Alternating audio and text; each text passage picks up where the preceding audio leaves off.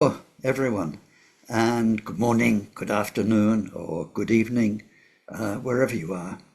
And welcome to this, I think it's our seventh session studying the wonderful master Karma Chamé's, what's called a Matri. Matri literally means written in red. It means vital text, very, very important text on Chinresic practice as being the union of Mahamudra and Mahasandhi Dzogchen, whichever one you prefer, as being the union of those two, but also as being the apex, the end.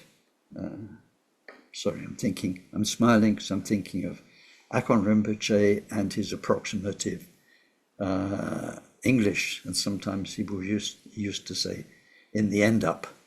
So he had the end up. So in the end up, the Mahamudra and Mahasandhi can become the Chinresic practice. So this is the top of the top, the best of the best, the purest of the purest, and so on.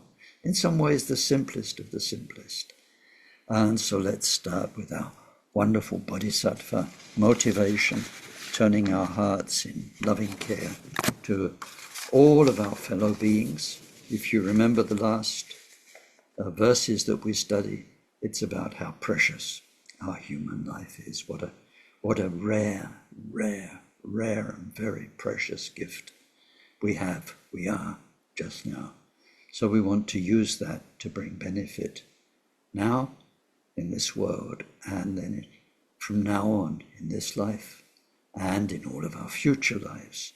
We want to be such a source of light and kindness and goodness to all of those around us.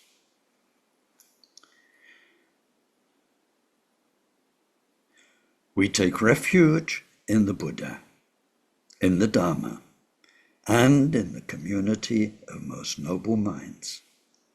From this moment on until we reach the very heart of enlightenment. Through our practice of generosity and all six transcendent virtues, may we reach total awakening and every enlightened quality to be able to truly help sentient beings so lost in samsara. May each and every one of those beings be well. May they live long and be healthy, be well provided for, and have good friends. May they find respect and live in places of peace, places of plenty. And most of all, may they practice Dharma. May they each create the causes for these good circumstances to be their wealth in future lives. And may they be free of suffering and from creating causes of any future suffering. May they discover the natural, sacred well-being, totally beyond suffering, and attain the great equanimity, free of closeness or distance from anyone. Teyata shame shamawati shameta shatru om kurim marajite karota keori Tejuwati oloyane bishudan male malapanaye kukure kaka grase grasana omuki paramuke amuke shamedavane sawa graha bandanane nigritva savabhava prawadina vimukta marapasha savitva buddhamudra anudgatita savamari Utsarita Parishuddhe Bega Shantu Sava Barakama.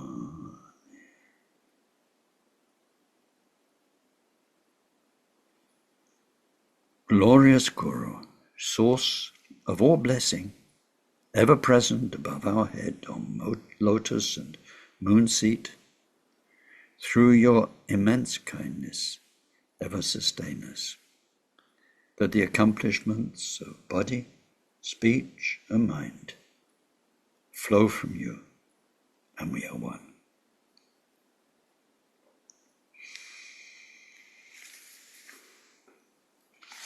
Thank you.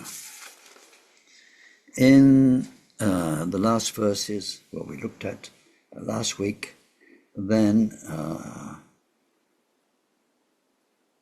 it talked about the most precious and lots of superlatives, incredible, wonderful, most precious, fantastic human existence that you have. And on purpose, I didn't, excuse me, shut up the volume on this.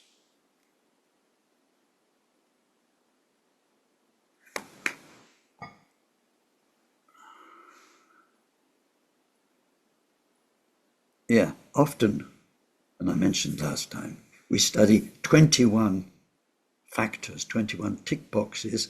If you tick all the boxes, then you qualify as a precious human being. What we're going to look at today, and by the way, what's this? Does anybody recognize it? No? Yeah. What is it? Torch. A flashlight. Yeah, torch. Flashlight, torch, thank you. Except everything's there, right? The bulb, the battery, the mirror, everything. But it's not flashing light. It's not torching, right? Now it is. Now it's doing what it can do with all of that stuff there. Okay. Nothing changed. It was all there. I pressed the button, right?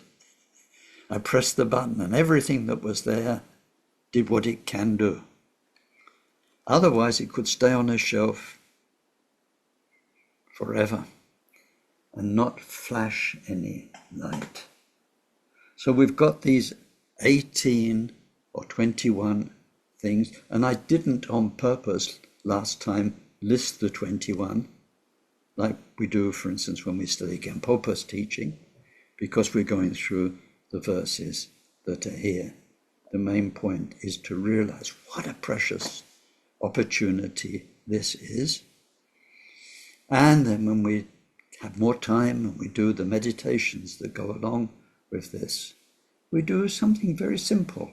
We need to get it right. Is you think, in my own house, of course not if you live alone, but in your own house, how many people have this opportunity? In my own street, how many other precious human existences are there? Can you go down the road and have a cup of tea with, another bodhisattva or not? In my town, in my village, and in the world. And it's strange because you realize, no, it's how extraordinary that I have all these circumstances here. But like the torch, having all of that there isn't the precious human existence in itself. We need to use all these circumstances to do what can be done with them. And then we become a very, very rare and precious human being, a gift to ourselves as well as to everybody else. So in this particular transmission, which is both Kaju and Nyima, true, but it's, how can you say, of course, it's the union of Mahamudra and Mahasandhi, but it leans a bit more to the Nyingma side, let's say. It's a bit more weighted on the Nyingma side. So in the traditional transmission of these teachings from Karma Chamé, then we also look at what are called 8 obstacles. Okay, you've got a precious human existence. Can you just switch it on and off you're gone? There you go. Rest of your life, you're a shining bright light. very big torch and a small desk. Okay. Well, some things get in the way. And of course, we've got a list. We've got a very convenient list which shows us 8 things that can get in the way and either hold us back, slow us down, or completely thwart the process. So the first on the list is the 5 mind poisons. You probably know those by now. Desire, aversion, ignorance, pride, jealousy. So the power of those means that through aversion, you're spending a lot of your life fighting battles, or a lot of your life through jealousy in competition, or through desire or lust, you're running around after stuff or people, and so on. The 5 poisons, they're familiar. A second obstacle is dullness, and it's an inability, is defined as an inability to think clearly.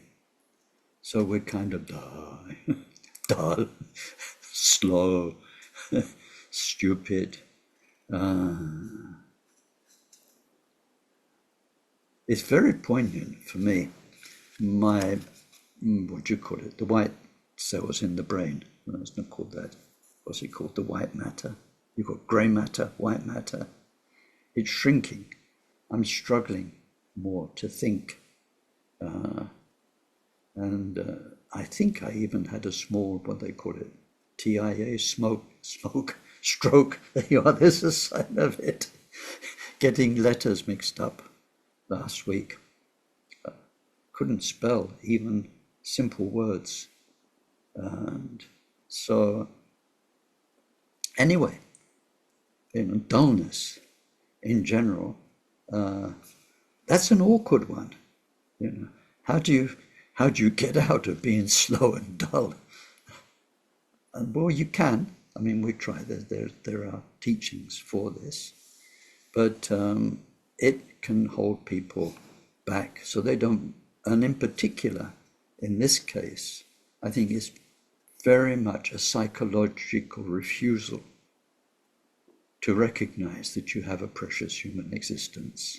It's much more comfortable to be ordinary and just do what ordinary people do, have ordinary people's fun, give yourself treats and all of this, to really realize you fit the description. It's easy these days. We've got these movies, chosen ones, unexpected chosen ones. What, me? I can't be the chosen one, but you are. So the dullness is part of ignorance of habit. I call it old carpet slippers mentality. They're so comfortable to slip into. It's so comfortable to slip in the ordinary human way you've been and not to see this is extraordinary. Somehow in this street, in this town, in this world, I've got this light possibly shining into my life and then from me. So dullness. The third one's got an interesting title. It's called Being Taken by a Demon. And it's got a very particular meaning. It means you fall under the influence of a force lama. And so they're called a demon. And under their influence, you get dragged into things which aren't good for you. So a force teacher doesn't necessarily need to be a Buddhist Lama. Force teacher. The power of that, can wreck somebody's life. Really can. And we've had in my lifetime 1 or 2 famous Buddhist force teachers, and there have been all sorts of casualties.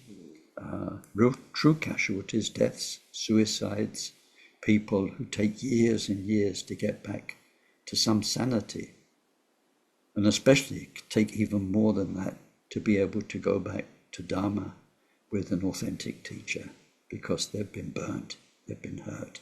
This really happens.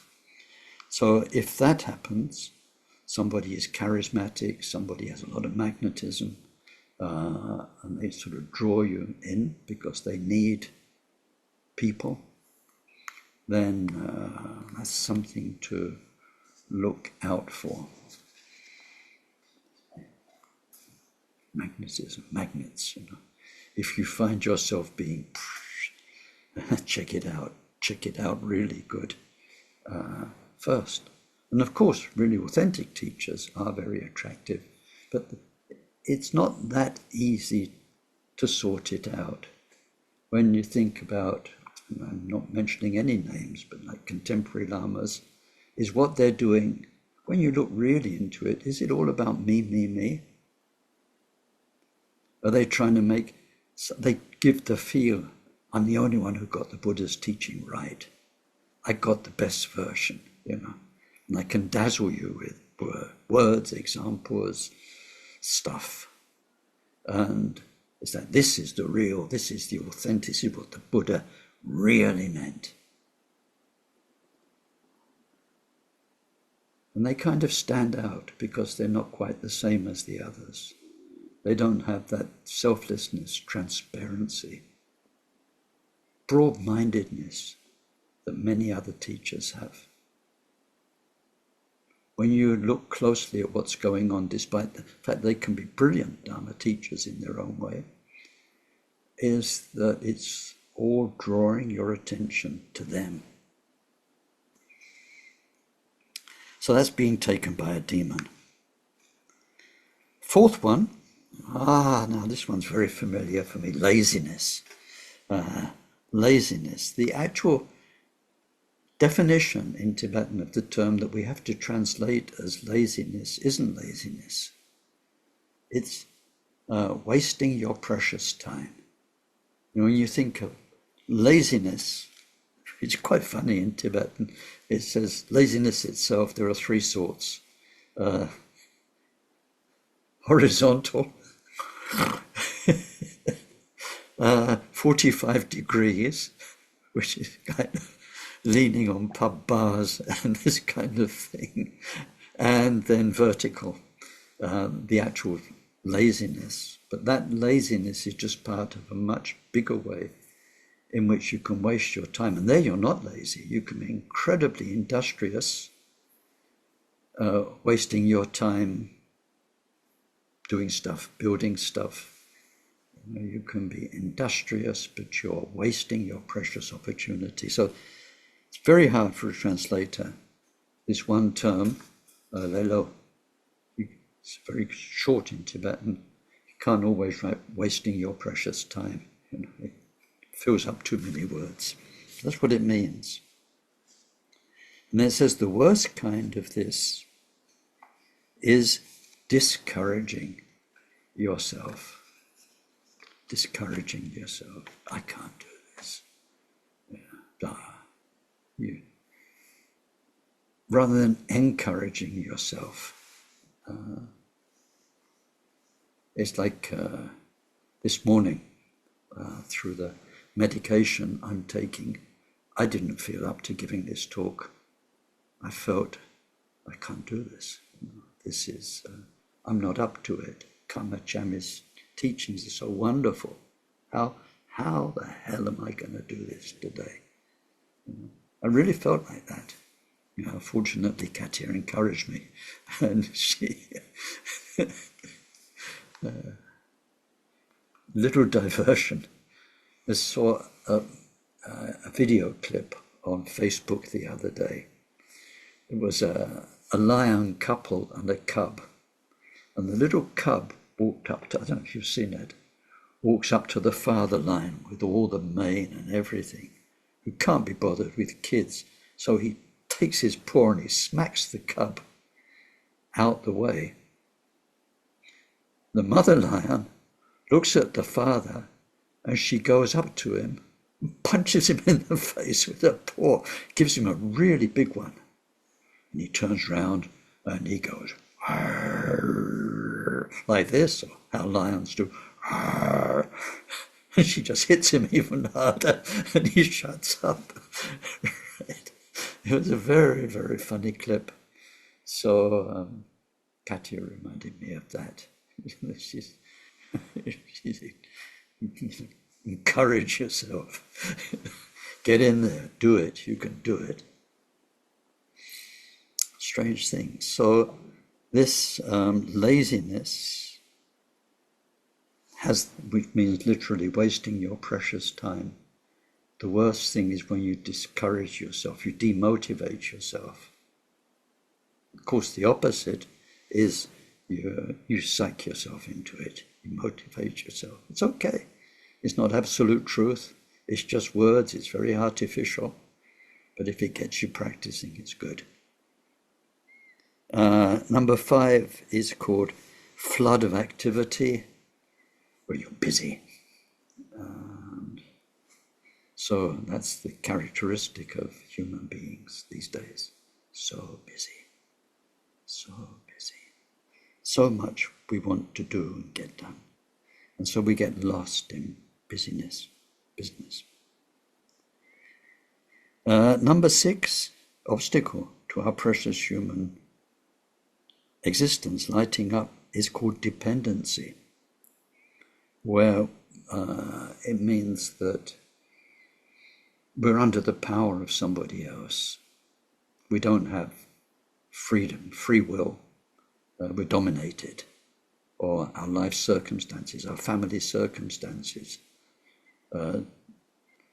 dominate us. And so that's awkward. Somebody's got a stronger mind than we've got, so we can't make our own mind strong because they are ruling the roost, as they say in English. Yeah. Dominating, dependency. Number 7 is obstacle, is seeking security. And that's really what that means, is when our Dharma practice has got that insurance policy feel. You've got to look after yourself for the next life, and if I do the right thing, the universe will look after me, kind of mentality. Does that make sense? If I practice Dharma, life's going to spare me life's sufferings. Maybe I won't get so sick. Maybe I won't be poor. Maybe my pension will last till I die, or whatever, my savings, whatever it is. There is seeking security. Can also be, in the context of these teachings, people going into the monastic life for a cushy job. You're okay, you have to fulfill your monastic duties, but you're lodged, you're fed for the rest of your life. And so this, and then it can be very, very, very ordinary. I remember parents when I was a young Buddhist, and they're saying, it's okay now, you're young, you can, have a fling, do a bit of Buddhism, but what's going to happen to you when you get older and you're retiring, and when you don't have a house, and when you don't have anything, and all of this is gone, you're going to regret it, and all this kind of thing. And that really happens. So seeking security. And in fact, nobody's got security. People with the best laid health plans, pension plans, who we see it all around us. Those people in terrible places of war who were, doctors, solicitors, people with lovely houses, good jobs, their kids in a good school, wonderful health care, then they're refugees a week later. You just can't tell. So anyway, you think about that. And the last one is spiritual hypocrisy. This is something to look out for all the time in a healthy way.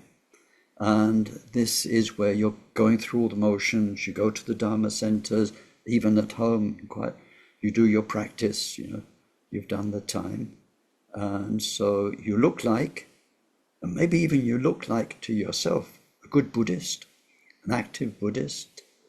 And sorry, I'm thinking about something, I'll tell you in a second. But you are not. So when you are in a good dialogue with a teacher, and then some teachers in their writings, they point out all the ways we can become a hypocritical Buddhist. And spiritual materialism, like Trungpa's book, Spiritual Materialism, and so on. But it's true, those things are true, but you can take it too far where you're criticizing yourself, beating yourself up all the time, looking for what's wrong, where's the flaw, and am I doing this? We need so much mindfulness, introspection, self-examination. That's healthy. Too much, and we just become a mess. We're confused. So it needs to be done intelligently, healthily, a nice way. So those 8 things are very real. They're very practice stuff. If you've got a precious human life, and it's not really, you're not getting out of bed in the morning and going, yippee, I'm alive, I'm human, I'm a precious human being, and taking refuge, thinking this is just an amazing opportunity. A whole day ahead of me. And then at the end of the day, you look back and you think, gosh, today, out of all the people on this planet, I could be mindful, I could do meditation, I could say prayers, I could give rise to loving kindness and compassion. And no matter what happens, whether you're rich or poor, whether you're healthy or sick, Dharma was there, and you think this is the most precious thing in the whole vast, vast universe. So rare, and I have it. This kind of joy. This is real joy. This is real joy because it's true. It doesn't cost a penny. Lots of joys cost a lot. People save up all year to go somewhere else for a week or a fortnight, where there's a bit of sun, bit of sea or something. This comes from within. It's authentic. It's such a good feel. It's like health. Anyway, those 8 are mentioned in the traditional transmission. So far we've not moved on at all. We're in Karma Chamé's text. We're in the 2nd of the 8 chapters, and this is about the song of taking advantage of this human life. So now we've got to the verse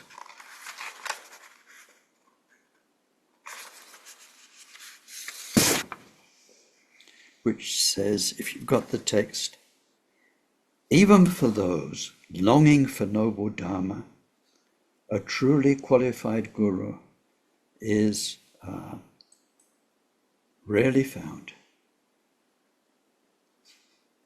Even though one may meet such a teacher, it is rare to receive direct practice instructions.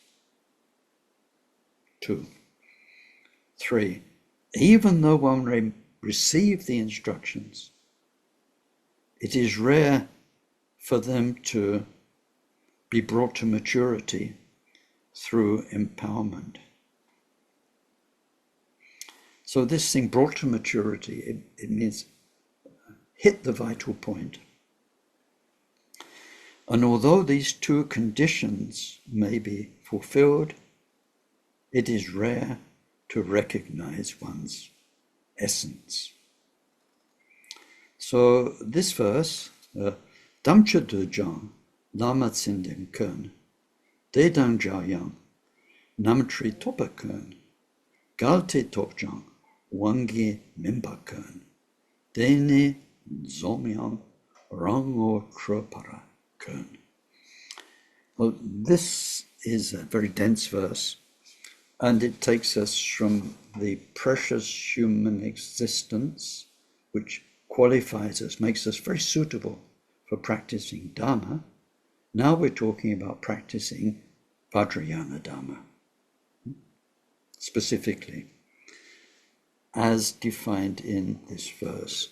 And within the broad spectrum of Vajrayana, we have all the levels of Tantra, visualizations, mantras, all those practices, which generally people think of as Vajrayana.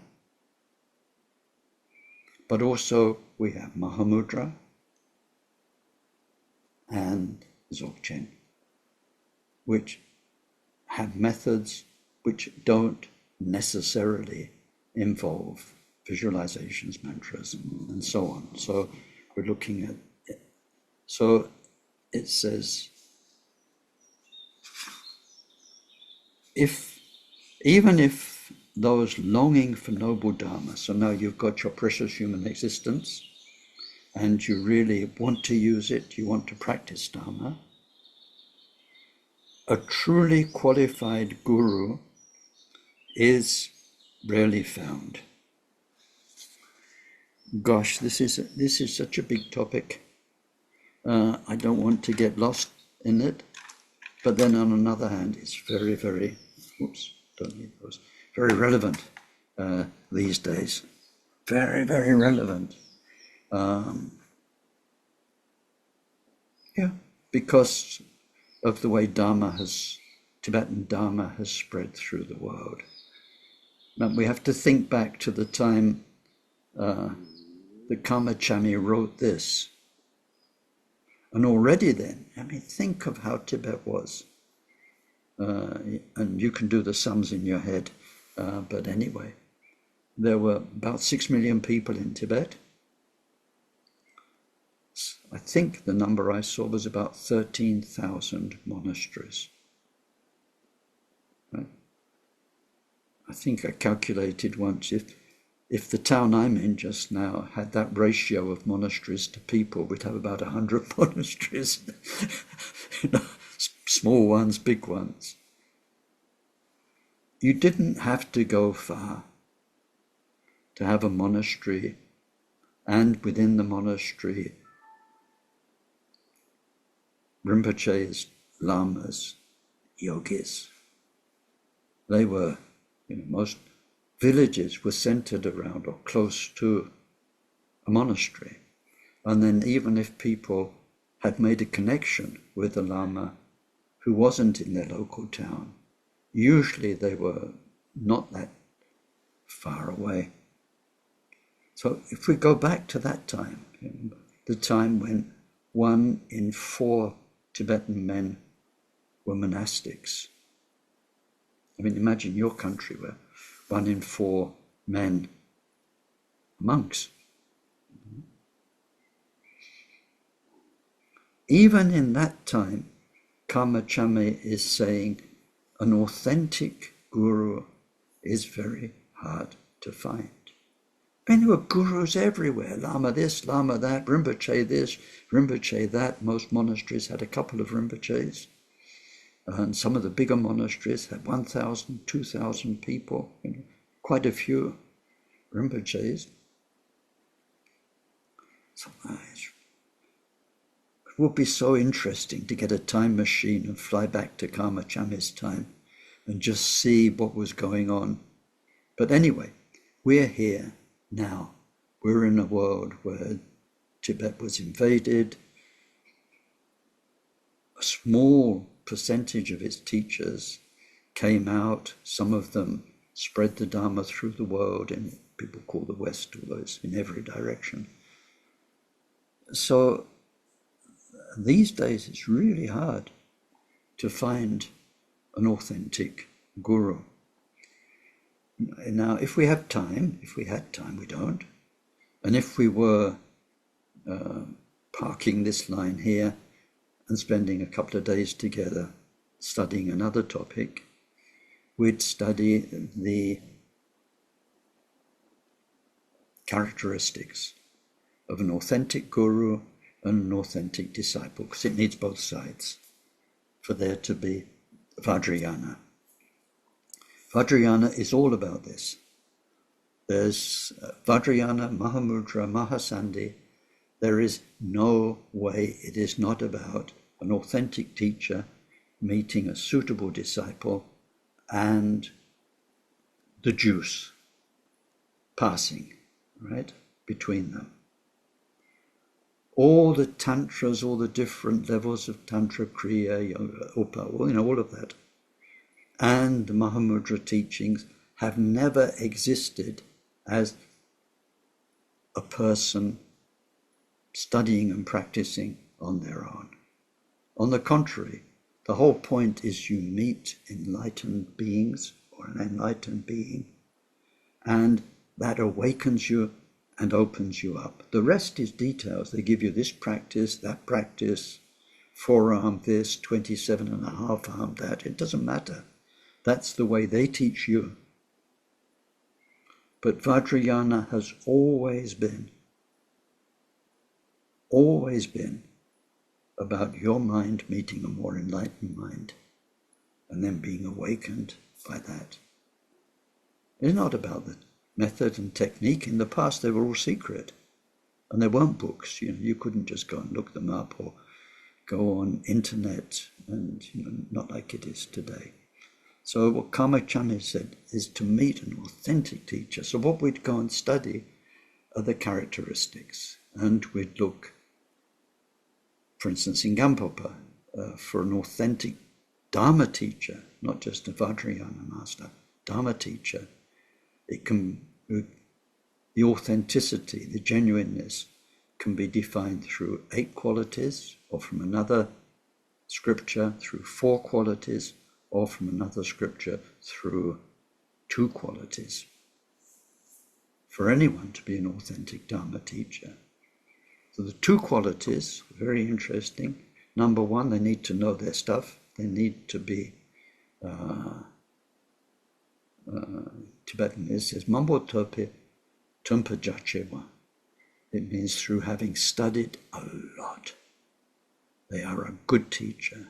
It means they know enough, they've digested enough of Lord Buddha's teaching to be able to present the meaning authentically. So they have the authentic knowledge, they've got it straight. Second thing is they live it. They practice it. They are a living example of what they're teaching. They're practicing what they preach. So if this is the case, then that's the simplest signs of an authentic teacher. When it comes to an authentic Vajrayana teacher, then beside the ordinary qualification for being a genuine Dharma teacher, then they need to hold the lineage, which means they've been authorized as a fully fledged teacher by their guru, and they've been let loose on the world as a fully fledged teacher, which means they can give empowerment. They can empower people into the practice, first of all, which means they give them the spiritual transmission. They open the door. And then they can give them the instruction and follow them through year after year of practice. And they have the skill and the knowledge to know all the things that can come up when people practice. So they hold the lineage. They're an authentic lineage holder. There's an external qualification like that. It's like, who was your teacher? When did they make you a teacher in your own right? Not just a Dharma teacher, but somebody who can transmit the practice and give empowerment. There's that sort of external qualification that you can check out. But there's an internal qualification, which means they really got the juice, and they either do or they don't, and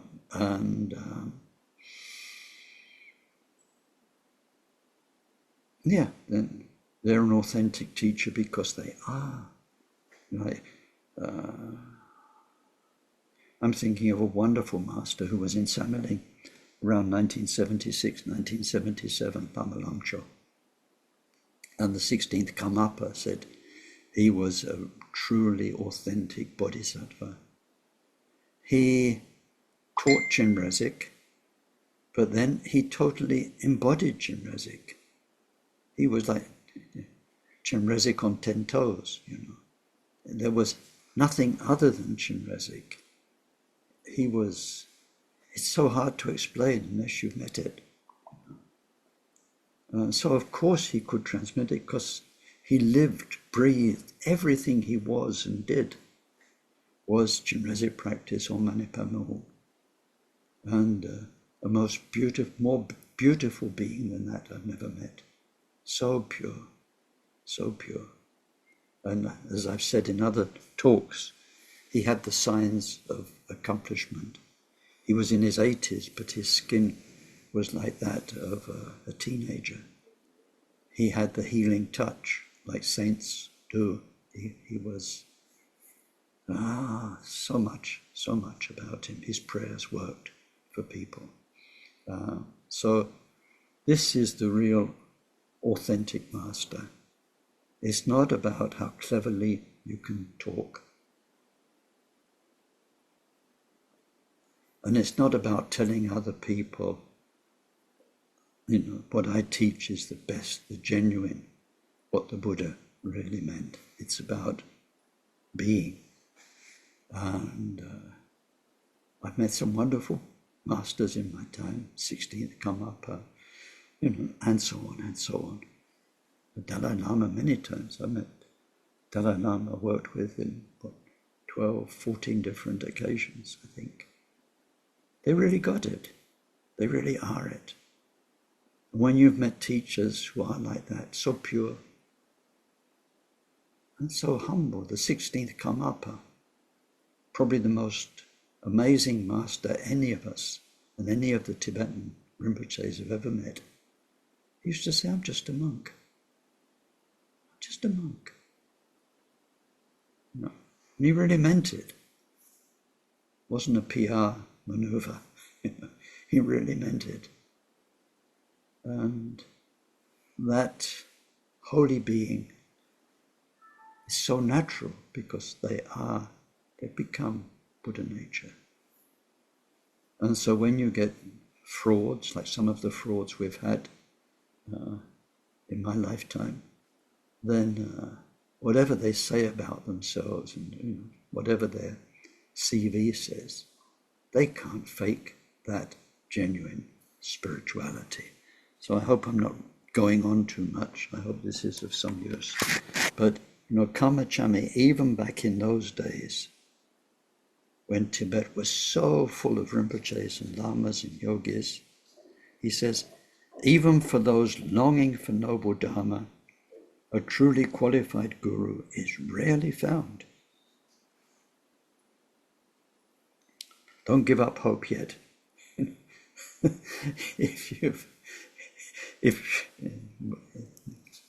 on. Even though one may meet such a teacher, it's rare to receive direct practice instructions.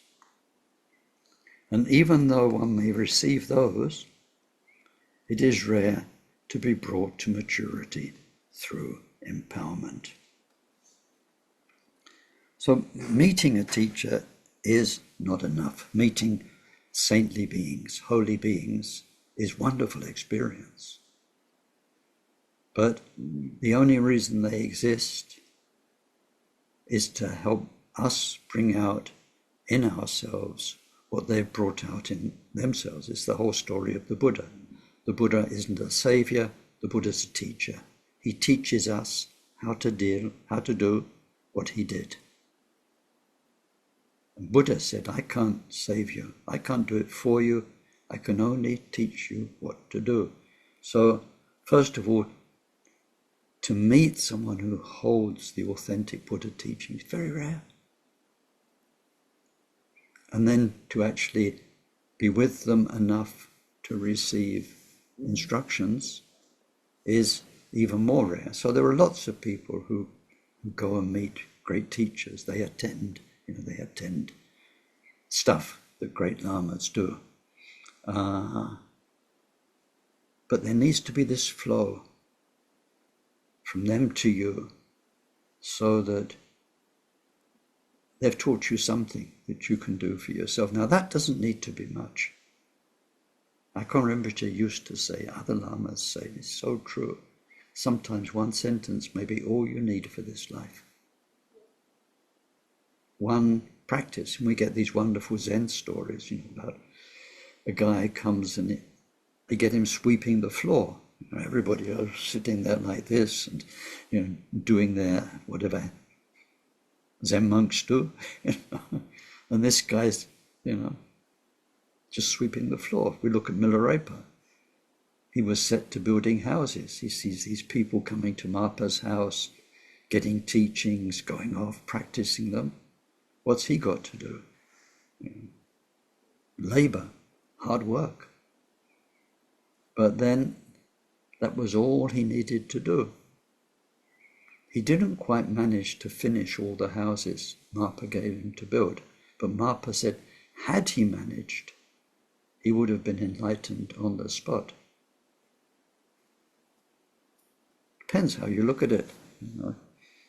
You could look at Milarepa's story about building houses, tearing them down, building up other ones, different shapes. You could say, gosh, he really suffered.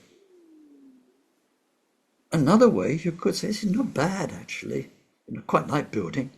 If I can become Buddha just building, wow, It's like if somebody said, you can become Buddha playing guitar. Really?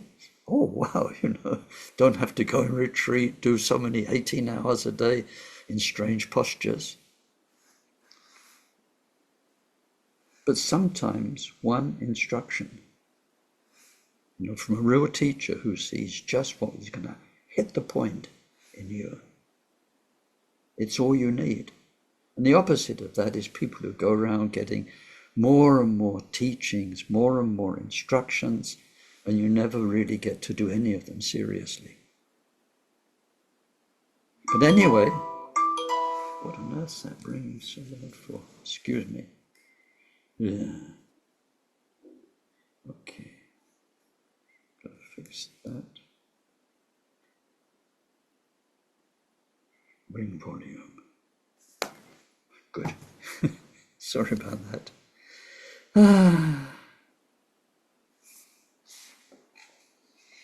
So, line 1, it's hard to find a teacher. Line 2, even if you find one, you've got to receive teachings. And then line 3, it is rare to be brought to maturity through empowerment.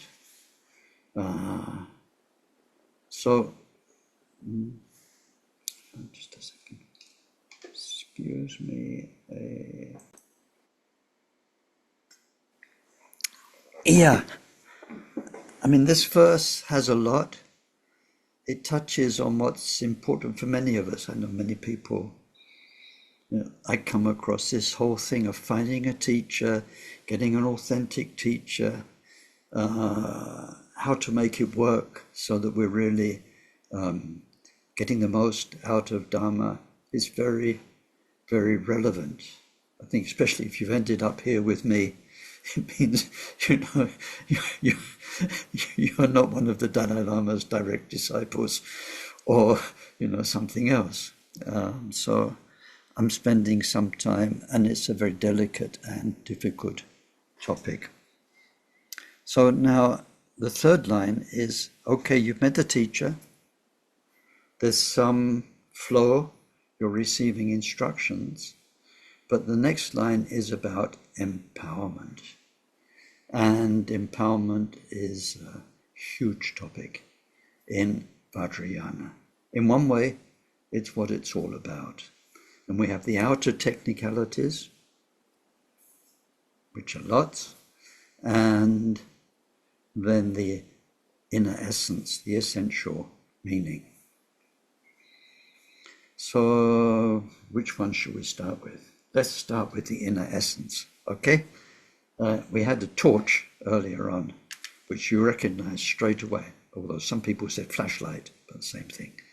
Okay, do you recognize this? Yeah, close enough? Yeah, it's a candle, similar thing, nightlight candle. Okay, precious human existence. Guru.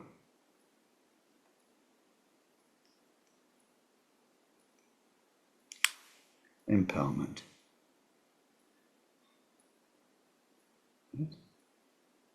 It is a candle, but the point of a candle is to shine light. We have a precious human existence, and empowerment is how this precious human existence is, it says, brought to maturity. It's like made to flourish, made to grow up. Just at the beginning, we have a baby, precious human existence. We need to learn to make it walk, to eat, to sing, to do all the things a grown-up can do. And so brought to maturity through empowerment.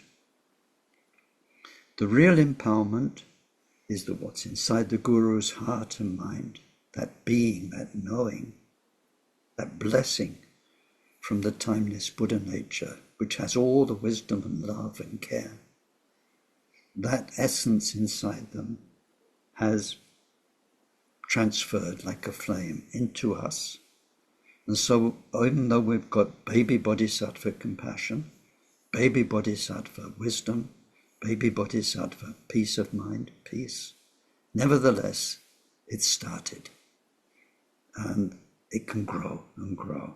The essence is there, the essential transmission of Vajrayana, which is voidness and clarity. It's the essential transmission, an understanding of the sacred and dreamlike nature of everything. Whatever is at the heart of Vajrayana, that essential understanding has been handed down, and you carry it. That's the essence. The technicalities of the way, can you say, this has traditionally happened, are taught in extenso. They're taught through the 4 levels of Tantra, and for each of the levels of Tantra you get sub-levels. Each of them has their own way of empowerment, outer empowerment, inner empowerment, and so on. Different ways of doing it, sometimes with 3 steps, 11 steps, and so on. It's complicated, very, very complicated. When we look at each Tantra that came from India to Tibet, each has its own special way of giving empowerment. Looking back and summing all of that up, the great master Jamgon Kongtrul Rinpoche gave us in his Treasury of Knowledge encyclopedia a very sort of general summary. And it's something that we need to know if we're in Vajrayana. That there are basically 4 levels of empowerment. There's the outer empowerment, the inner empowerment, the secret empowerment, it gets difficult now with fingers, secret empowerment, 3rd, and then what's called either the most secret or the word empowerment, which is 4th. According to Tibetan historians, in Indian Tantra, these were given sequentially, which means that when you went to and found an authentic guru, and you're there 24/7 in the ashram practicing, then you get the first empowerment, called the outer empowerment, where you learn the form of Buddha that you're practicing on. So, for instance, if it's Manjushri, then you learn Manjushri made of light, holding a blazing sword, holding the Paramita to the heart, and so on, the form. Then you go away and you meditate on the form until that's super duper perfect. Super duper perfect means it has three qualities which are called clarity, purity, and certainty, which we've looked at in other courses. Clarity means you can visualize the deity, the Buddha, very clearly. You've been working on it, and you sit in your meditation session, and there's nothing but Manjushri or Chenrezig or whichever one it is. You sit there, it is samadhi, your one-pointed mind is going through all the steps of the practice very clearly. It's like seeing a film you've seen, 50 times at the cinema. You know what they're going to say next. You know who's going to come in through the door. You know this is going to happen. The movie of the practice is what's filling all your time. There's nothing there. So that's the outer form. And we become that. Many steps. Sometimes Buddha's outside you, you're ordinary, and then things happen. But you end up being the Buddha, being Manjushri. And you're fine like that. You can sit there and you're a blazing Buddha, you got the sword of wisdom and all the rest of it. That's clear. You've attained the first level. Then you qualify for the next empowerment, inner empowerment, where in this form of light, in this form of Buddha that you are, let's say Manjushri, now through that empowerment you're introduced to your inner chakras and channels and energies. And as a being of light, you work on all of that to come to know it, understand it, rearrange the way it works so you purify your karma very, very efficiently and radically. And you become completely conversant as a yogi with your inner energies, 72,000 different inner channels if you go all the way. Then you qualify for the third empowerment, which is called the prajna jhana empowerment, wisdom empowerment, where you are introduced to the power of mind behind your energy system and behind your imagination and mental activities. So raw energies, mental activities, feelings, thoughts, everything mind gets up to. You are introduced to what mind is, mind's nature. So prajna, prajna paramita, shunyata, voidness and emptiness and so on, and then jhana, Buddha nature behind everything. You're introduced to that. And when that's happened and you have mastered it and familiar with it, then you get the final empowerment, number 4, which is called the most secret or the word empowerment, where one becomes comfortable with all those first 3 together. The form that's everywhere, manifestation as Buddha, as the form of Manjushri, simultaneously with the inner work of the channels and chakras, where you are the microcosm of the macrocosm, as within, so without, as below, so above, all of that. And basic shunyata, mind, knowledge, all 3 of those perfectly harmonious. So that's the classical overview of what goes on in the step-by-step empowerment of Vajrayana. It's very thorough, it's very complete.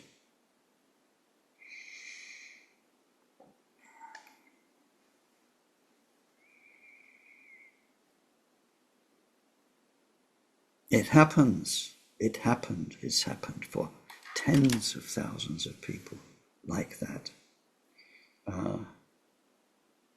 But it doesn't necessarily need to be as long and laborious as that. Already, when it's like that, a yogi in an ashram over 12, 20 years going through those different stages, full on, 24/7,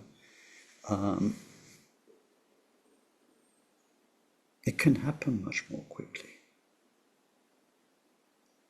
Like just now, what did I do? I lit this and lit a candle, right? Master, and then like the disciple through empowerment.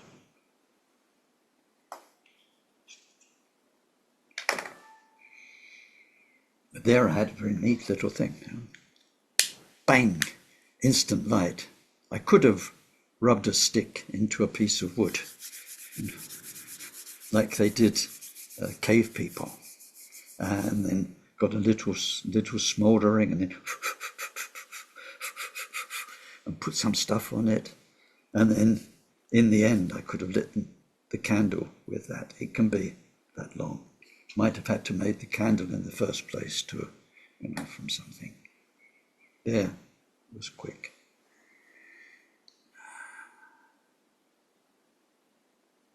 Point of this verse is that if you're human and you've managed to meet an authentic teacher, and that teacher has given you the instructions, or you've met one and you will be able to go to them and get instructions, then the essential thing is this transmission, so that what's inside them, their wisdom, their loving heart and kindness and simplicity, and their being totally at peace with themselves and with everyone, and with karma and what goes on in the world, that state of mind is being transferred to you. Not necessarily through all the visualizations, yogic energy work and all the rest of it. It can be as simple as that. Something is transferred to you. You are awakened. And their presence will be in you forever. Now, as you know, I was very close to Akon Rinpoche, and he was killed in 2013. Afterwards, I was in conversation with quite a few people, and what is amazing is some people say, I don't understand it. I only met him once. We exchanged a few words, but ever since then, I felt him inside me. More than that, some people have said, I felt this was the only thing I could turn to with trust, and it would never let me down. They said, but, I didn't spend like you years in Samaling and so on. How can that happen? And even other people have told me, I never met the 16th Karmapa before my time.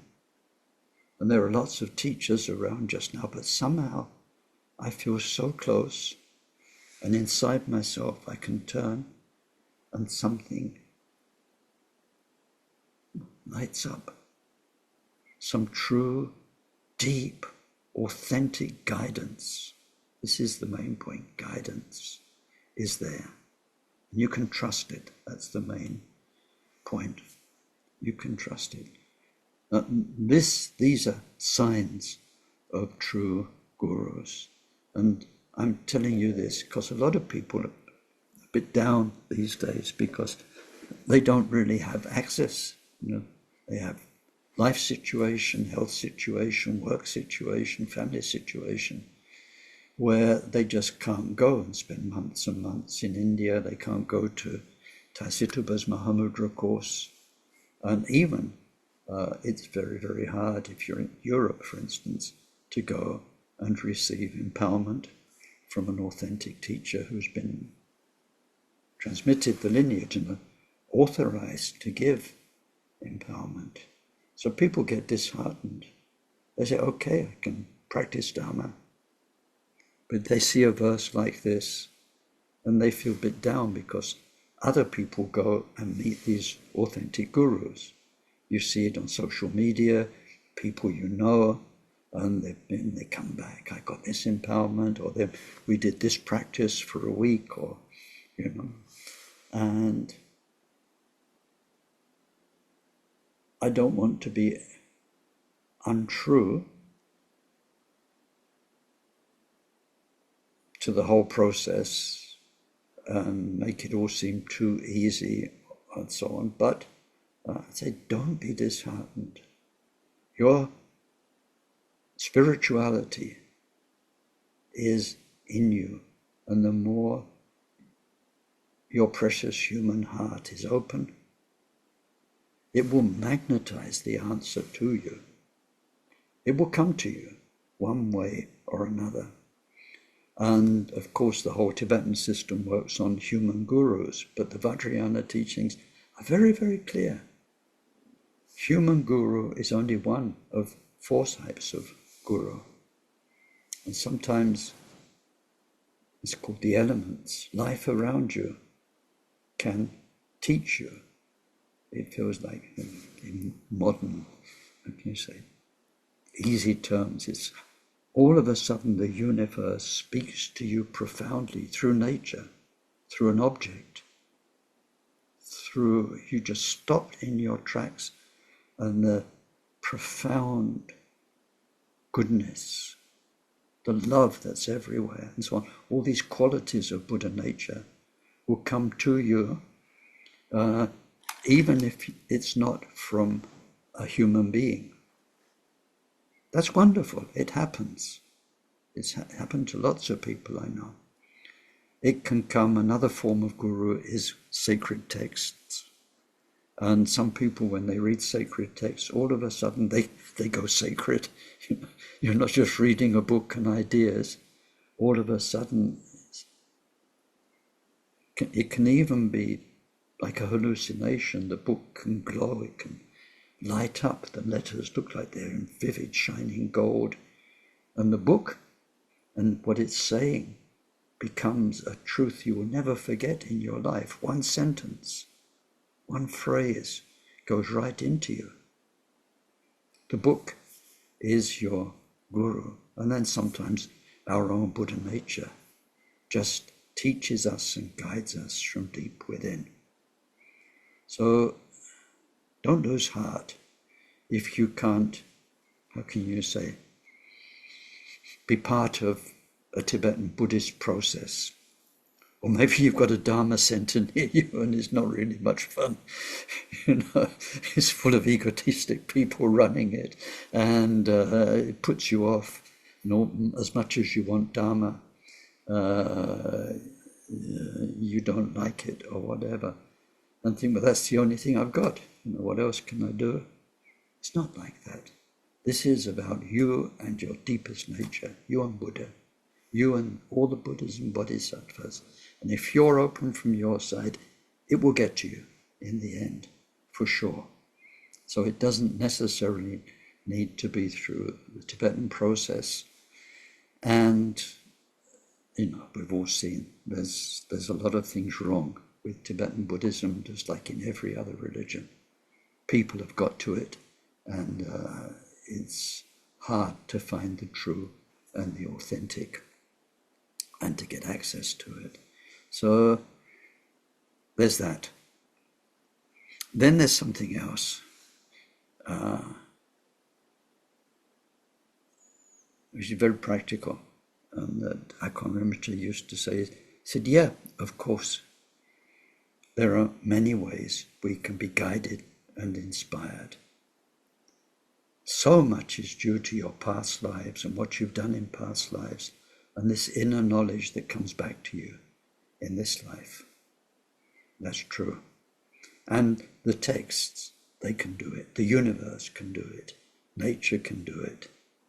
And especially at the beginning, when we're finding our way back to the Dharma path, that can really happen. People have amazing experiences, and those experiences can support them for days, months, even years. But once we get into Dharma practice, our ego can get tricky and it can start manipulating our personal experiences. And that's sad, and it happens.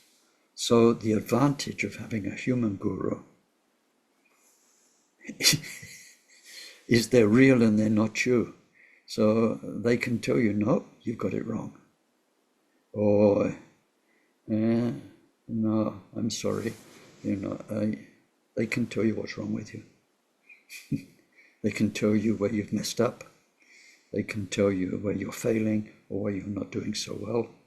And because they're out there and they've got a voice and they're looking at you in an interview, you have to accept it if they're your teacher. Whereas if you're on your own and trusting your own inner intuition, that can be much trickier. Many people have spoilt their own opportunity through the messing around of ego with their mind, even in spectacular ways, in visionary ways, in ways which seem like the whole ego is clever. It's been at this for thousands of lifetimes. It's so skillful. It really is, really is. I know, it's got me so many times, made a fool of me. I've wasted so much time. So it's a skillful adversary. I meant to do so much today. I thought we'd finish the chapter. We've not even done one verse. Anyway. So then at the end it says, although these conditions may be fulfilled, you've met a teacher, you've been empowered, it's rare to recognize one's essence. So all of Dharma, all of Vajrayana, all of the 4 different types of Tantra with all of their different practices and stages of empowerment, all of it's there, all of it for one reason alone, is that we recognize who and what we truly are. The nature of your own mind, not some cosmic something out there, just so we know who we really are. What is this mind of ours? What is it? How does it work? Who am I? Doesn't matter how you phrase it, but this such basic thing. Here you are, thinking, feeling. Your heart can feel and respond. What's going on? What is doing this? Deep down, what am I? Who am I? It's all there for that and for nothing more. So this is called recognizing one's essence. And it's what all of Mahamudra is about. It's what Dzogchen's about. It's got a fancy name, pointing out the essence of mind or the essential nature and so on. But it's as simple as that. And this is the theme of so many other faiths. Know yourself. Know what you are. Know the divine inside you. The phrasing is different. Know God. But the meaning's the same. What the, I mustn't swear. What's going on? So this is called recognizing one's essence. And depending on what you've been up to in your past lives, and we've had so many of them, this could be quite simple, quite immediate. And there's a very famous story I like, about how immediate it could be. Now this is the story of a tulku in Tibet. It's Choling Rinpoche, not the Choling Rinpoche who died 5 or 6 years ago, Tulku Urgent's son, not him, but the same lineage, earlier Choling. And he was in a monastery. He'd been recognized as a reincarnate Lama. Very, very bright kid. I met tulkus like that. They're so bright, you feel like stupid. Next to them, you've got a little kid, and they're just so alive and bright, and they're 100 steps ahead of you before you even started thinking, you know. He was really bright. He grew up like lots of Tibetan children. You know, they monks, they learn this debate thing with spinning round their rosary and clapping their hands, and they're debating logic. He was the best, even young.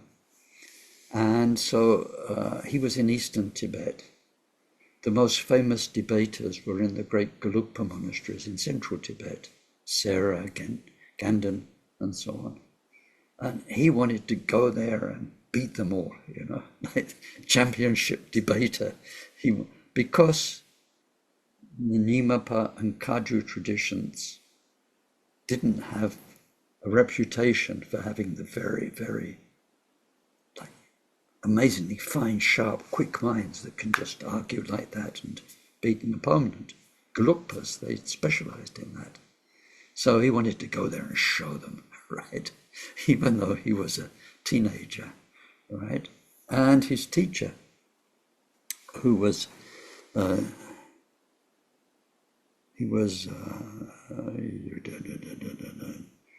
emanation of Jamyong Jinsi Rinpoche, he knew this, and he thought it would be a waste. And he said, so the teenage boy Choling Rinpoche, he had to ask permission to go, to be released. So the teacher said, oh yeah, you can go, but maybe stay till next week. I'm giving an empowerment ceremony next week. That will be a very auspicious kind of connection. Then you can go with my blessing and debate away. And so the next week came, the empowerment ceremony is in a big monastery, so the tulkus are in the front row. So his boy Choling Rinpoche is in the front row. Now, whether the master actually told the kitchen to put beans in the menu or not is, I don't know, I suspect. But anyway, he had a very, very bloated stomach, a lot of gas. And so he's sitting there in the front row waiting for the empowerment with a very, very, very bloated belly. Now, in Tibetan culture, burping is fine. Nobody bothers. Everybody burps. It's a sign that you've eaten well. But farting is no go. I mean, if you do it, you have to do it very quietly and discreetly, but you can't just go around letting out wind and everybody accepts it. It's very impolite. So sometimes when masters give empowerment, they come down with the ritual objects and they actually go from person to person, or at least the front row people, before distributing it. So when the teacher got to him, he just kicked him in the stomach and he let out the most enormous fart.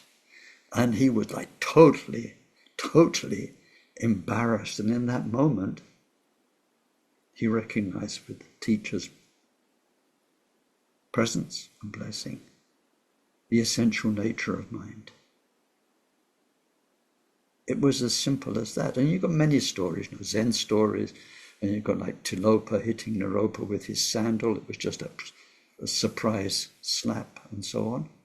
But in that particular one, he realized the pure nature of money. He became that, became his wealth. And he gave up all of his plans to go debating. He stayed where he was and he deepened his meditation practice. So this awakening to the nature of mind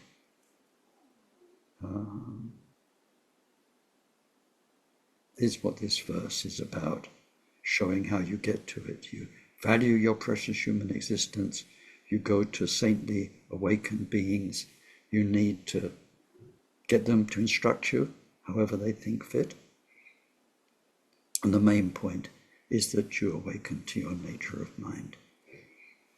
If we go back to the context of this text, it's showing people who are awakened, who've mastered Mahamudra or Mahasandhi to a certain extent is showing them how Chinrezig practice embodies what they've discovered. So we can learn what we can from it. But I'd say don't lose heart if you can't join the whole system or go to many weeks and months and so on of teachings. Remember what the essential is. Yeah, I think let's leave the rest to the discussion session if you want to talk more about this. I think in terms of the verse, I've tried to present the verse as it is, but also how it might be useful for us.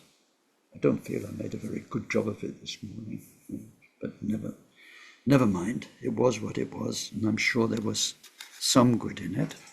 So whatever there was good in it, let's dedicate that to all our fellow beings. And in the spirit of this verse, let's dedicate it, hoping that we meet wonderful teachers and those who hold the authentic Dharma, and we get a chance to learn from them, even if it's the one sentence we need for the rest of our life. And that through that, we recognize what all these teachings are about, who and what we are essentially, that inside we are Buddha. Our mind is pure, our mind is good, our mind is loving, kind, and very much at peace with everything and everyone. I prostrate to the Dhammakaya, union of all the Buddhas of the three times, the one who gazes upon the six kinds of beings, Chinrezig, 11-faced, all-pervading like space, and most impressive and majestic Amitabha. Om Mani Padme Huri. Through the quintessence of all Dharma in 6 syllables, may a cloud of offerings appear.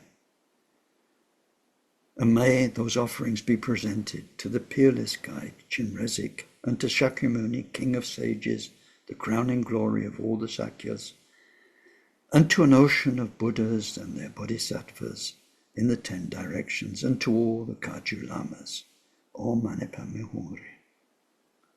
May the fulfillment of the wishes of the former Buddhas and the completion of the accumulations of the future Buddhas and the long life prayers of the present Buddhas all be made manifest through the 6 syllables and of course through the dedication of our goodness. Om Mani Padme Huri. All those who have a karmic link with us, our fathers, our mothers, our teachers, relatives and friends, all those who place their hopes in us and rely on us, Protector Chinrezig, lead them on the way, grant them your blessing, they may be reborn in Dewa Chen. Om Mani Padme Huri. All those who've been our benefactors and asked us not to forget them, all the kind benefactors I promised not to forget, we promised not to forget.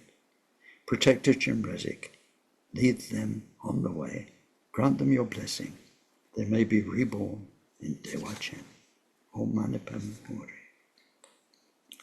All the dead for whom lamas have been asked to say prayers, all those who passed away from this life, and of whose possessions I received some share, Protector Chinrezig, lead them on the way, and grant them your blessing, they may be reborn in Dewa Chen. Om Mani Padme Huri. All the beings who live off the goods intended to make representations of body, speech and mind of all the Buddhas, the statues, the texts, and those who live from the belongings of lamas or the Sangha, or from ransom obtained through selling sacred images, or from goods offered out of faith. Protector Chinrezig, lead them on the way, Grant them your blessing. They may be reborn in Dewa Chen. Om Mani Padme Hum. The dead I've heard about, or seen with my own eyes, and all those in the 3 dimensions of conditioned existence who passed away, Protector Jinrezig, lead them on the way, and grant them your blessing. They may be reborn in Dewa Chen. Om Mani Padme Hum.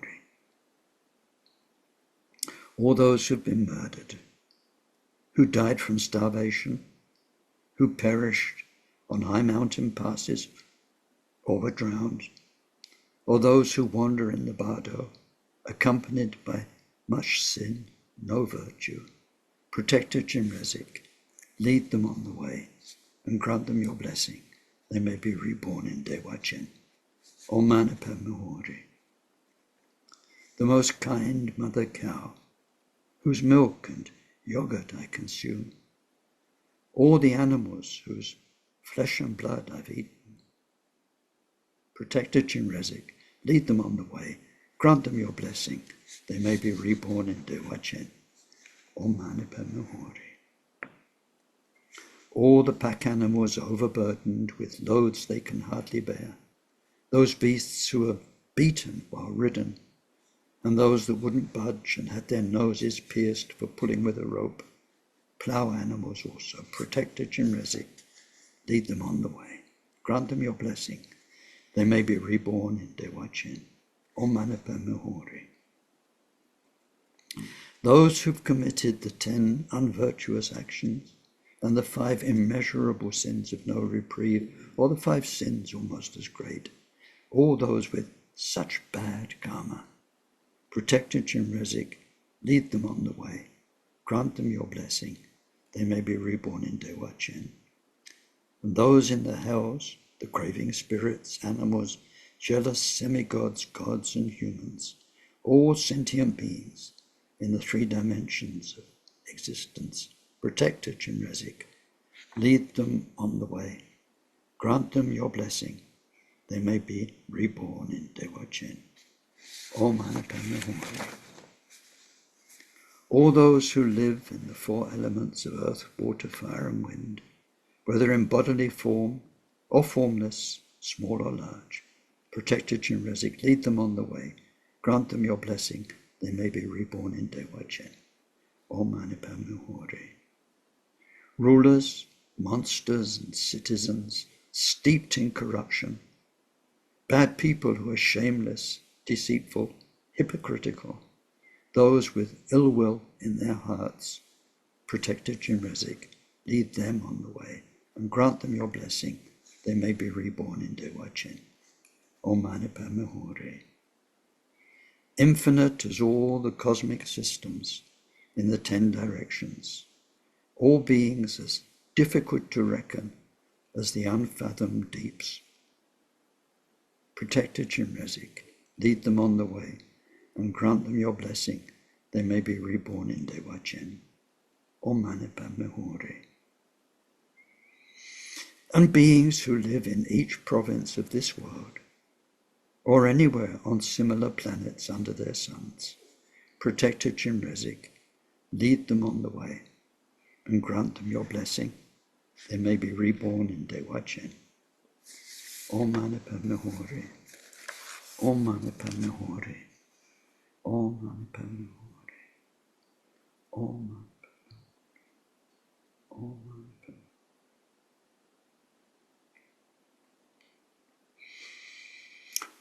So, thank you very much.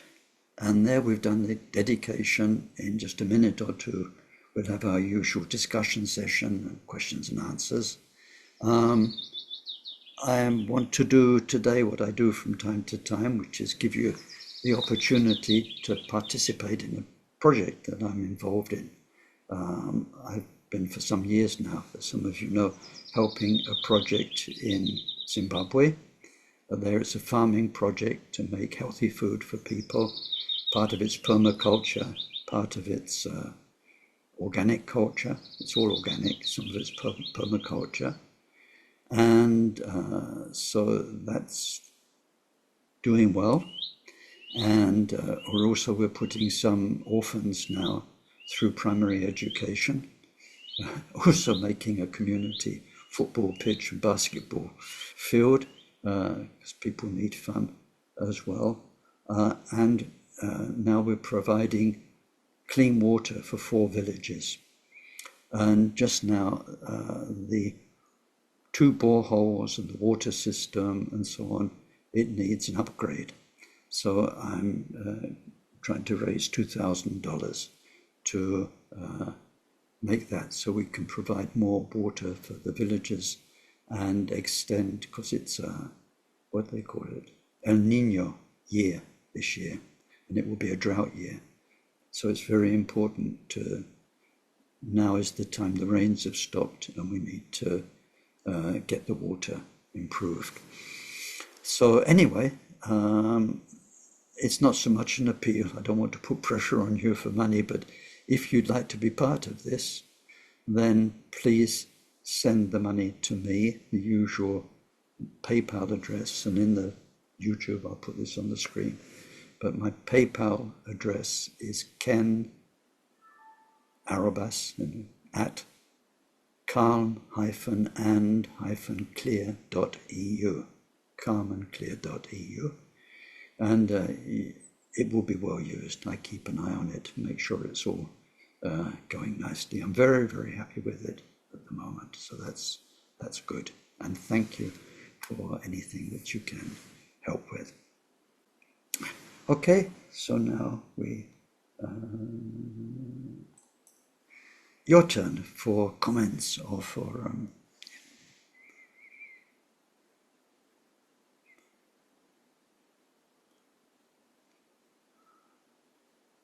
Is there any difference between a teacher giving that sort of direct empowerment and transmission, nature of mind, or giving you a practice whereby you end up going away and seeing that perhaps on your own, on your cushion? No, the end point is that you do get to recognize the nature of your mind. I think the odds are that recognition will take place one way or another with the teacher there, because that is kind of a validation. It's like you've cooked a meal together and you're both tasting it at the same time and saying, good. But the point is that we all have Buddha nature. And however we recognize it, if it's authentic, we've recognized it. So some people can be brought to it quickly. Other people need to be given practice that might go on for years and years until they get there. And only the teacher can know that. And we should, none of us have expectations either way. It could happen tomorrow, or it might take another couple of lifetimes. As long as we're on the path, it's okay. We're heading, it's the only place we've got to go, in the long term, over many lifetimes. However many lifetimes it takes, we have to end up there. So,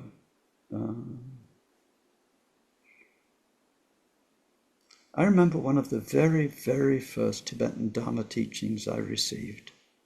I was still a hippie who'd turned up recently in Dharamsala in 1970, and I was in dialogue with a couple of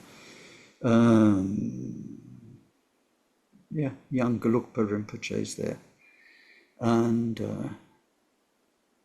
it was a surprising teaching, very interesting, because they said, they already talked about impermanence and precious human life, and you need to, get on with it and use it. He said, yeah, but in another way you need to relax, because so many lifetimes you messed up. He didn't say messed up or whatever he said at the time. He said, but now we're going to get it right. However long it takes, however many lifetimes it takes, we're going to do it right, step after step. So he said, although you need this sense of impermanence and urgency, you also need this sense of, from now on, I'm going to get it right. However little I can do, it's going to be a good little, a correct little. I thought that was marvelous, this sense of, and you can do it. It's this combined sense of urgency and relaxation. I don't know if that makes any sense, but when the teacher teaches somebody, a good teacher, then they know, because they feel the whole person and their history.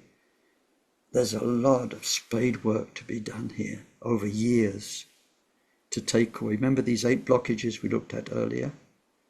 To take them away enough that something brilliant can shine through. Other people, when it's rarer, but people with good past life history, they know they're just waiting for the right moment. And then you're opened up and you'll never be the same afterwards. But in the end, it's the same. We're all going home.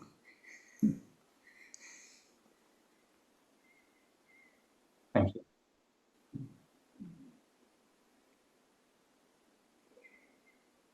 So like I said, I didn't feel comfortable about today's talk. I don't feel at my best, let's say, to put it mildly. So if it was a bit waffling today and I waffled on for a whole hour and a half on one verse, then sorry. We all have better days and worse days. Ken, it didn't actually. Oh, sorry. No, go on. Susan, yeah. Cut myself off again. Sorry, I didn't mean to interrupt. I just wanted to say that I found that sort of dissection of the obstacle really helpful.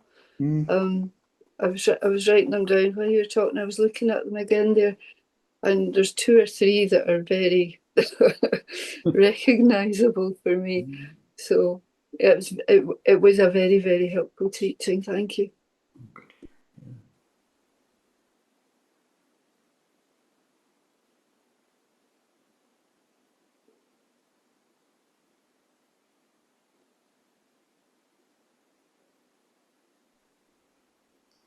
And thank you so much for giving us this, even when you're not feeling so strong yourself. I really, really deeply honor that you managed to roar yourself into being and gift us this really rich teaching. And may we find what it takes to roar this teaching into our beings. Thank you. And please thank Katya for giving you that little bit of encouragement. Well done, Katya. Has anybody else seen that clip of the lioness hitting the lion? It's terrific. It's only a couple of seconds, but it's one of those unforgettable things. It looks like humans, You see there's so much, because there's the sleepy old male lion, and the last thing he wants is a little cub coming up wanting his fatherly affection. So he's just like, get out. And then the female, she just, what did you just do? Punches him in the face, and he does his lion growl, thinking he'll impress her, and she's not one bit impressed. He just hits him even harder, and he goes back.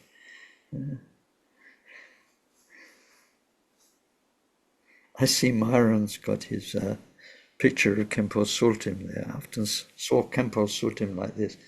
Khenpo Sultim used to hit me like the lioness. Yeah. I'd like to think back to Neil's question just now. Once or twice it's happened that I've been bothered by something or troubled, and then I've had a most extraordinary dream where I found a great comfort and presence within the dream. And that's quite powerful. Just wanted to share that with Neil, really, and everybody else. A dream or a Lama dream? A dream with a llama in it. Yeah. Yes, yes. Yeah. They do say in Vajrayana that if your human lamas died, that one of the ways that they can communicate still is through dream. And that can be sometimes even as powerful as when they were alive, or more powerful. And I really enjoyed today's teaching. Thank you very much, Ken. Right. Thank you. Very I helpful. think it's a very huge and complicated topic, and it's a delicate one. You know, talking about lamas and the system. But we've had one in the recent decades. One lama who everyone said went wrong, which is Sogyal Rinpoche. So even Dalai Lama said, he's a disgrace, and so on. And how can you say this? This was bound to happen from the start. In 1977, the 16th Karmapa said, keep an eye on him because he's going to cause a lot of damage to the Dharma. So at the time, he was still a university student. He was a young Tibetan in university. He wasn't a somebody. And so he had an amazing CV. He was found as the reincarnation of Sogyal Laka by actually a very famous Lama, who was his uncle. And that's one of the problems. Fifth Karmapa said that in the text. Said the problem is nephews and dankos.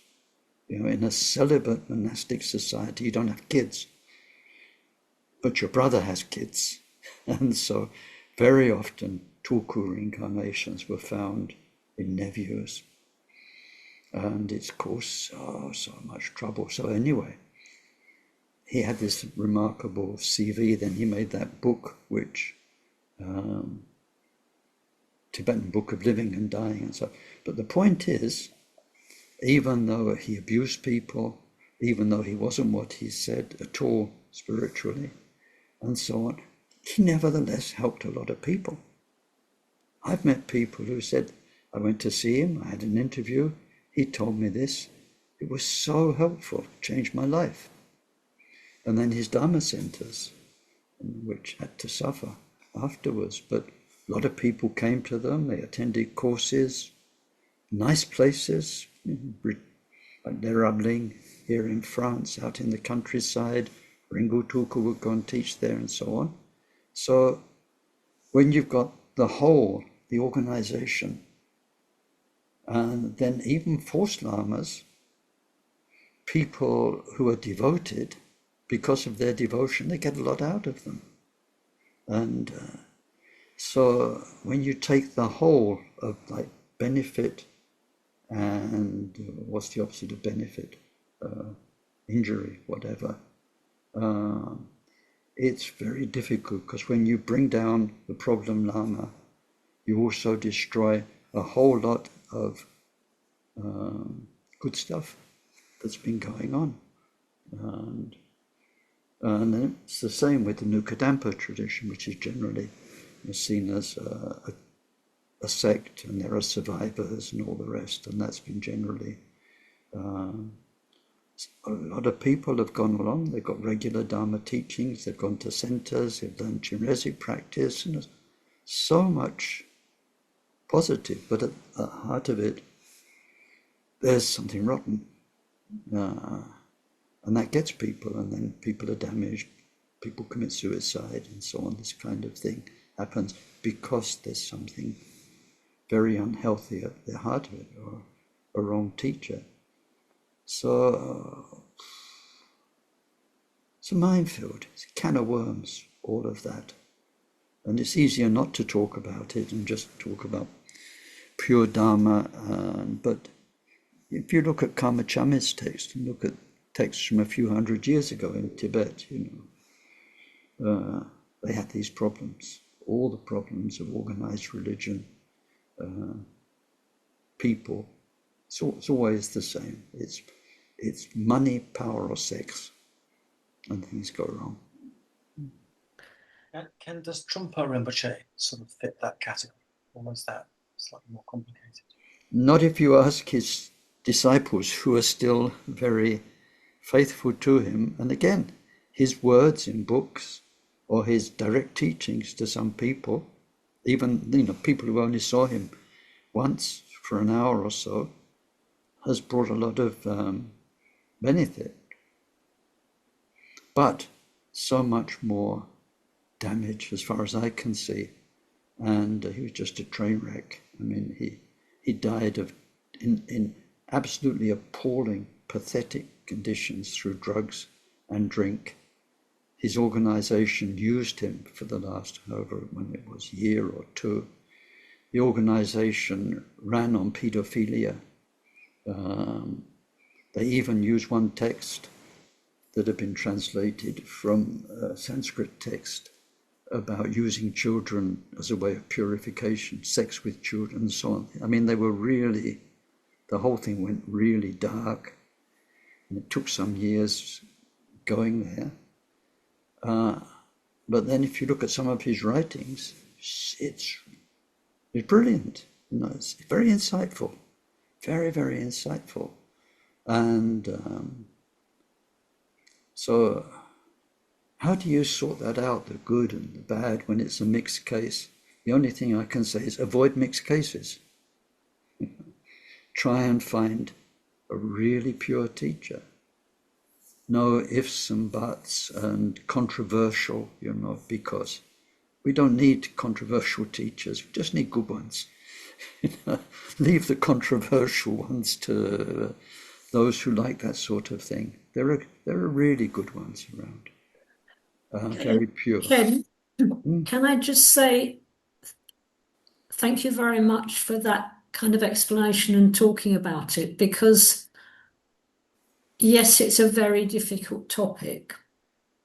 But it seems that whenever there have been teachers who some people have identified as having issues and difficulties, the Buddhist world has quite often found it difficult to look at that and to acknowledge that sometimes there may be things that are going wrong.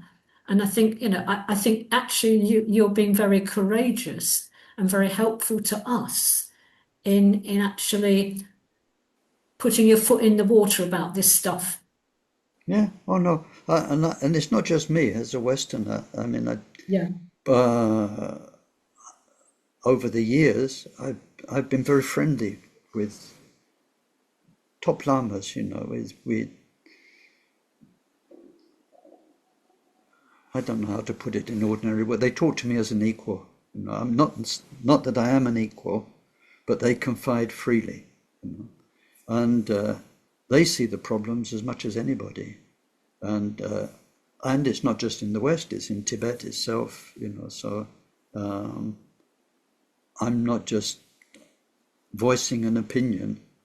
I'm reflecting on what many very worthy people, the top of the top in Tibet, outside of Tibet, have said. And then, in my own story, in the year 2000, I was invited to a conference in Spirit Rock in California, Zen Center, beautiful place. There were 200 of us, Asiatics and Westerners. It was Dharma teachers in the West. So there were, and His Holiness Dalai Lama was at the head of it, along with the Venerable Vajraga, I forget, but he is Theravada monk, very, very senior, very, very respected in the Theravada world. So those two were at the head of it, and we were together for a week discussing Dharma in the West. It was an amazing time. And we broke out, we had, conferences had breakout groups. And I was in a breakout group about corruption. And that was headed by Jack Cornfield, the mindfulness teacher, very wonderful man, Jack. And so we discovered, to our shame, that every Buddhist tradition has issues. Everyone, all of them, not just inside Tibet, all of them. Money, sex, or power, or sometimes more than one of those. And so in confidence, a lot was shared. But what came out of that,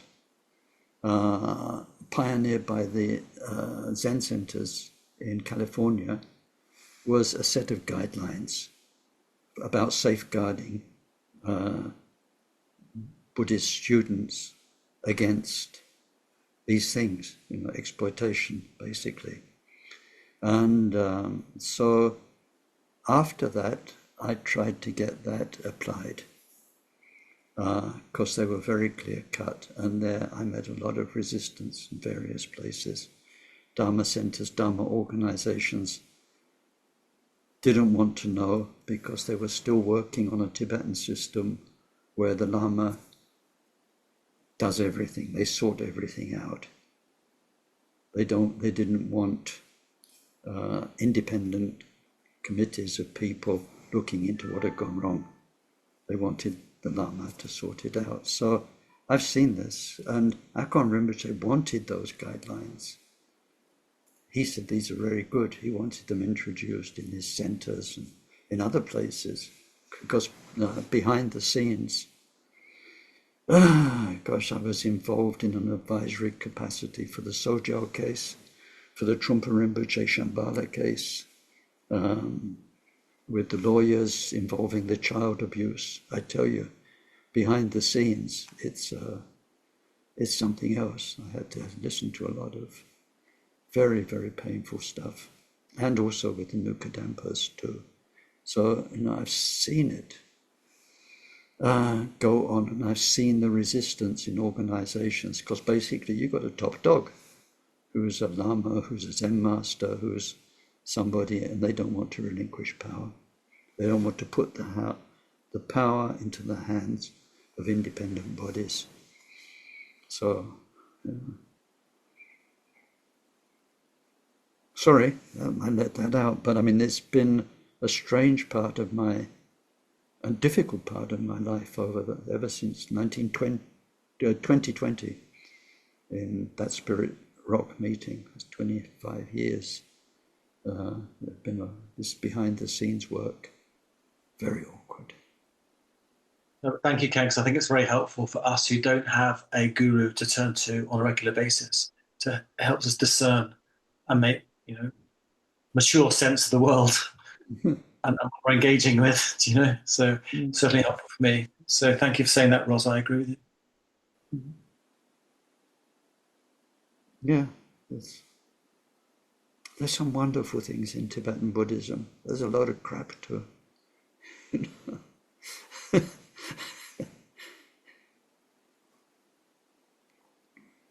And that, I mean, if we come back to the verses we're studying and the inner meaning, about this precious human existence, the bottom line is you have to take responsibility for yourself. And it's too easy to be swept along by the local Sangha, a Lama's wishes, and so on. When you leave this life, sorry, this is a funny session, but let me share something else. A Lama from another tradition, no, I think most of you don't know him, he's actually from the Gelugpa tradition, who was corrupt, and I was contacted by some of his students, and it actually ended up with an online confrontation with this Tuku.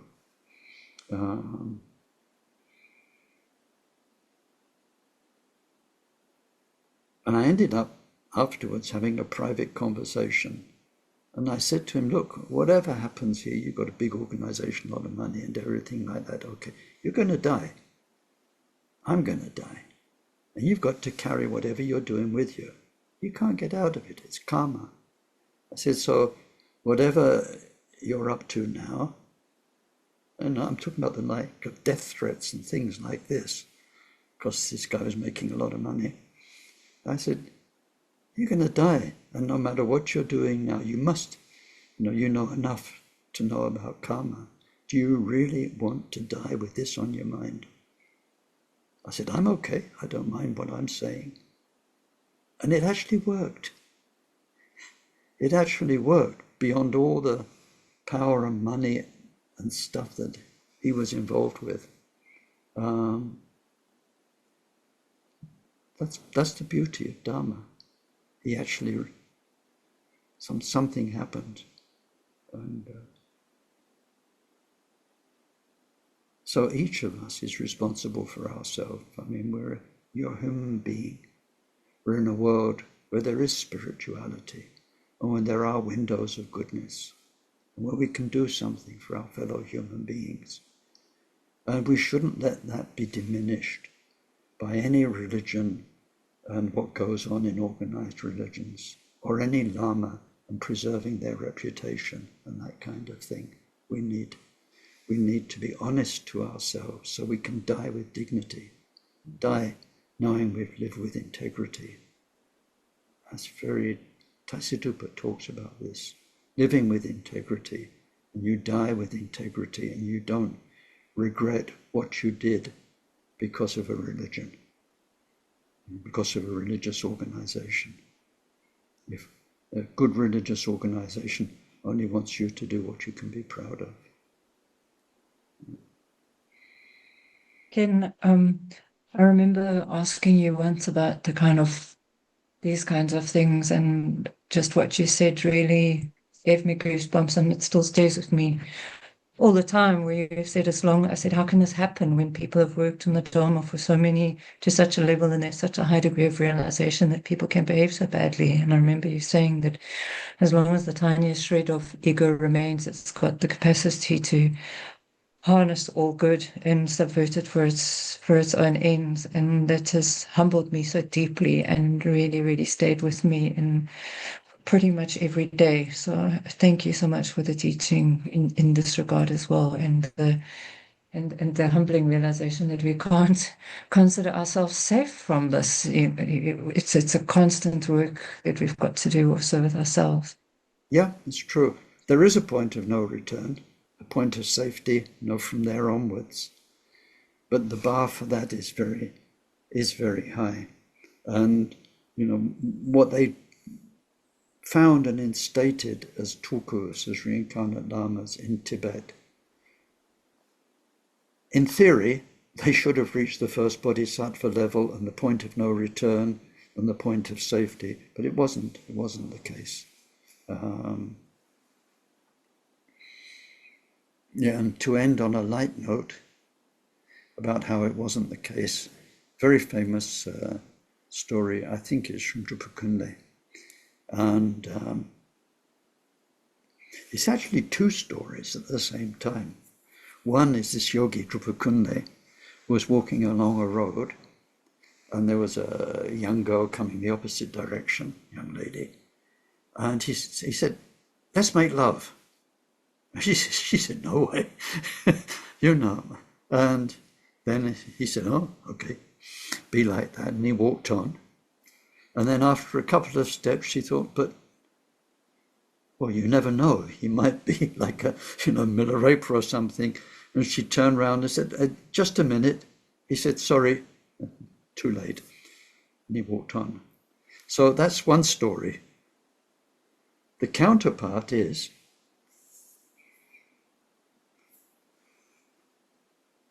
he told her too late. And he said, I was trying to help a reincarnation, and we would have just made it in time. But he said, because you said no, he said, you see those two donkeys making love in the field over there?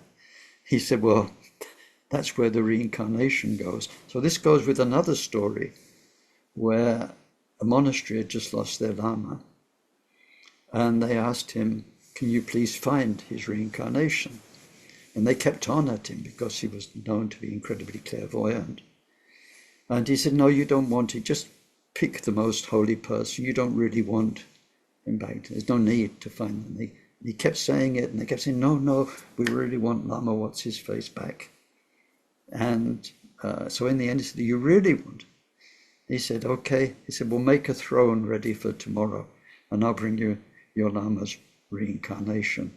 And he said he came the next day leading a donkey into the shrine room. And he said, well, you wanted it, so now you've got to look after it. But this isn't my story. This isn't a modern story.